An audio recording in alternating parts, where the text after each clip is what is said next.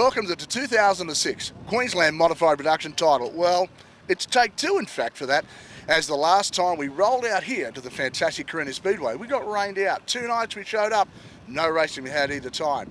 Rain looks like it could be an enemy again this weekend, but the drivers are set and ready to put on what will be a fantastic Queensland title. The likes of Todd Doyle, Queensland number 2, Darren Chen in the ex-Australian 1 car, John Paulbrooke, and a host of other drivers really will feature in tonight's action. Let's sit back, relax. We'll catch up with some of the drivers throughout the night, but this will be one very good title.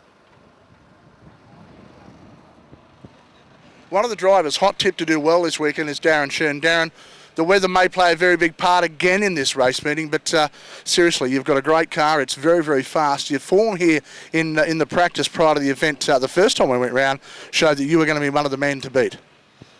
Yeah, we'll just see how we go. It's the weather will play a big part in it. Looks like it's going to rain today, so a nice wet hooky track would be good for us. If it dries out, may go back in the pack a bit. We'll just see what happens.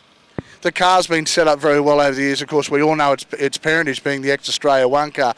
It's been great to have you step into a car that was so potentially very fast straight off the bat. You really did grab it by the handle. A 4th in the recent Australian title really shows that you had a great handle on the car speed. Yeah, that's right. I've had a good year, really. I can't complain. I've won the HGS series this year and won a fair few features and done well down south, so had a bit of bad luck at the Victorian title, but we'll just see how we go. Well, man, we are going to be watching all weekend. It's going to be the car of Darren Chen. Well, I tell you what, they may be a bit frivolous here at the moment, having a bit of fun, but they're deadly serious when it comes to racing. And that, of course, is Todd Doyle. Todd, mate, the team have put together a great car again for you this weekend. You're really looking forward to the event, although, as we keep talking all night, the weather may have a big part to play in it. Yeah, no, it should be good. They've ripped the track a lot, so it should be a lot hookier. It'll be more the style that we need for our car, so it should be good, I think. Your RS cars really love that hooky track, don't they? They really do tend to have an advantage over live axle rear. Oh, I think they do, yeah, rough and hooky, so hopefully it'll be both. I think it will go rough, so it should be good. Nowadays, of course, driving for the Rackout team and the Trackall Engineering, it's a bit different when you're driving your own team. It's just to show up and bring your helmet and I suppose race suit. It really is good to be part of a big team. Oh, it is, yeah. I still do a lot of work on the car, so it's at my place, and a few of the guys prepare it for me, help me with it, so it's pretty good, yeah. Big expectations this weekend, or you just really want to get to the feature race and be somewhere at the front where you can make a challenge? Yeah, the hardest bit's qualifying. You need one flat tyre, especially with 3 heats, so yeah, you got to qualify first, hopefully it's up the front. Well, Todd, best of luck this weekend. Hopefully Todd will be one of the guys we're watching. And the 2 front rows that are going to be right up there at come final time. Well, a man who's won more Super Street titles than people I like to know, but now finds himself at the wheel of a modified production car, is Darryl Ethan. And Darryl, having a great run in this Cortina once again. At least it's a Ford. That's a big thing for you. But it really has been a baptism of fire. You've jumped into this category and done so well in a car that you really know nothing about. Yeah, we went in pretty green, Wes. Yeah, it has got the right badge on the front, but last time we were down here, we come 5th in the final, and there were 17 cars that started that final. So I thought we did well for our first time out, and we've probably set the benchmark a little high now. 5th is not going to be good enough next time, and maybe this is not the right meeting to come to try and better that 5th. The rain's starting to come down on us now, but hopefully that'll clear by tonight. It's really going to be a case of it's going to be a very hooky track. Is that going to suit your car? Wes, I probably don't know enough about the car to give an honest opinion there. We'll just suck it and see and try and work the car around whatever's delivered as far as the track goes. We've been here once before. We really don't want to go home again without running this event. So let's all hope and pray that it goes ahead. Well, if you've seen this man pedal his Falcon around, you'll know how quick he's going to be when he jumps in that Cortina. You ready? One of the interesting teams here this weekend, of course, is Team Green, and that's the Croy Auto Wreckers team. Of course, the principal of that team is the man sitting right beside me, Greg. Greg, it must be a fantastic thrill to be able to race with the 2 boys on a continual basis in the same class and all be so competitive. Yeah, it's really great, actually. Yep, that's for sure. Now, the 2 boys are pretty quick, and of course, Mark's sitting there and Aidan right here.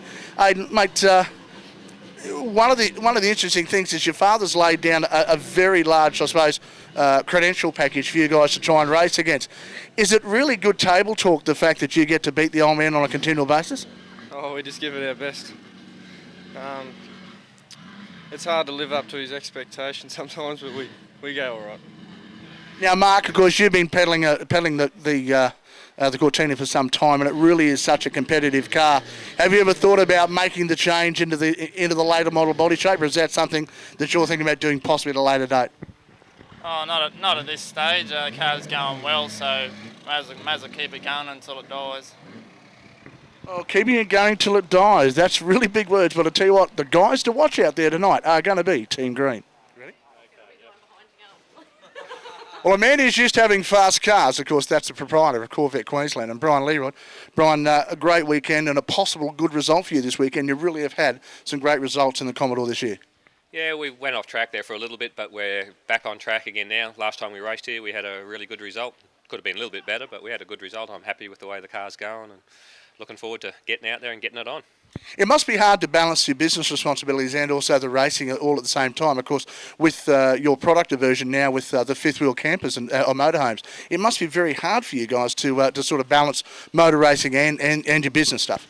Oh, not really. We've got good staff that look after that side of things, so I can concentrate more on my racing while the staff look after my business. So it's good.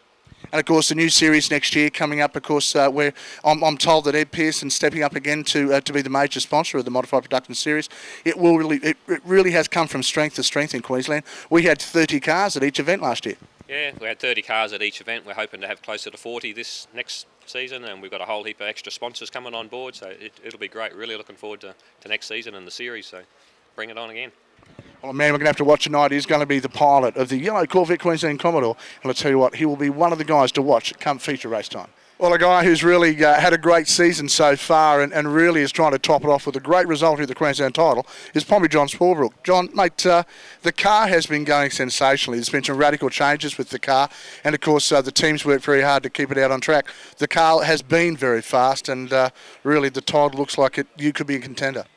Well, I'm hoping so, Wes. We've spent a lot of money and a lot of time, picked a lot of people's brains and got a lot of help off their certain number one guys, which I've been truly grateful for. My sponsors have been fantastic, backing me with input and money and whatever else needs to be done. My young son Matthew kicking me up the arse and showing me how to work has been a really good help. So, so I'm hoping we're going to be up in the top 10 at least anyway.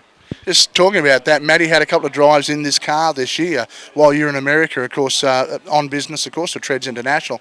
He did a great job in this car, hence to say the car really is fast at the hands of whoever's got the hands on the wheel. Yeah, the car's a really nice car to drive for an old car. It's not got too much power, so it puts it all to the ground, but Matthew equipped himself really well. I was very proud of him. A lot of people said I should retire and move over, but I'm still paying the bills, Wes. All of those blokes being the guy that prepares and paints the car, of course. He reckons your retirement was hence, wasn't he?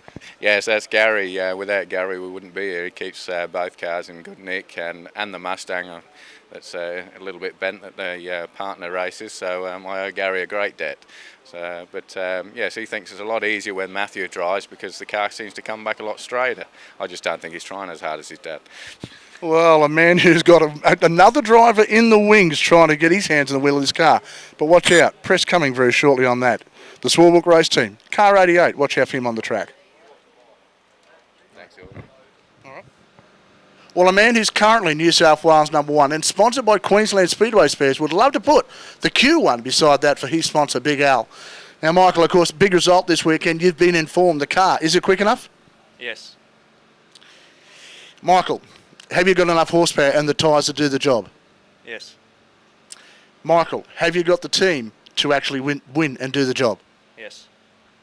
As you can see here, Michael will just let his driving do the talking this weekend.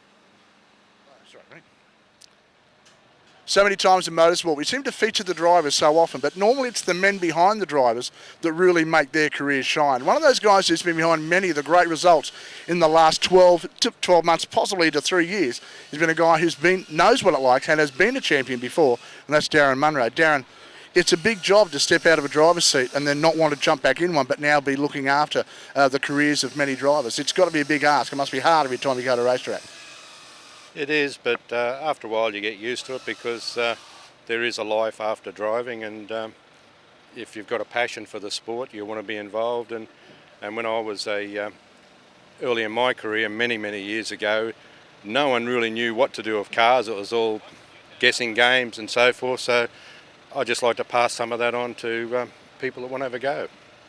Well, Milesy here behind us, fantastic looking race car. You've had a very big hand in that from the start. It's a big ask. I know you build cars as well, but just getting the ratio right for the drivers, getting something that's going to work for him in a particular driving style, learning what's working, the changes that occur in the sport, and the new and the new regulations and freedoms that become apparent to everybody. It's got to be a full-time job trying to keep up with that, not only in this class, but several classes that you're involved in.